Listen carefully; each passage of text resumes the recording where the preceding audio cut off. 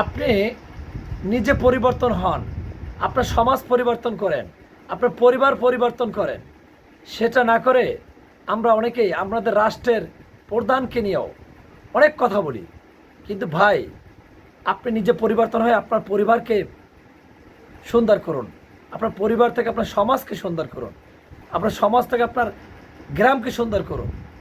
আপনি clean green আপনার village গড়ার জন্য পরিকল্পনা গ্রহণ করুন। সেটা না করে আপনারা রাষ্ট্রের উপরে দায়দার, অনেকে রাষ্ট্রপ্রধানের উপরে দায়দার।